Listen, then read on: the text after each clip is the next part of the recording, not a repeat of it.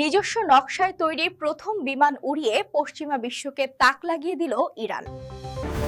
সিমর্গ নামের এই অত্যাধুনিক বিমানটি ইরানের মেধা ও প্রযুক্তিগত সক্ষমতার এক অনন্য দৃষ্টান্ত।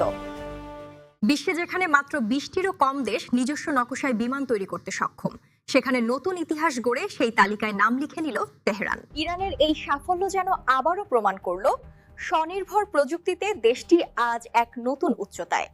দীর্ঘ 15 বছরের নিরলস গবেষণা ও উদ্ভাবনের ফসল অবশেষে আকাশে উড়ল।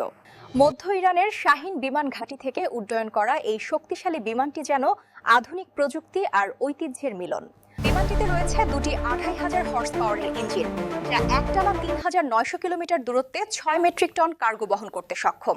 সর্বোচ্চ 21.5 মেট্রিক টন ওজন নিয়ে উঠতে পারা এই বিমান ইরানের বিমান প্রযুক্তিতে এক নতুন অধ্যায়ের সূচনা করল।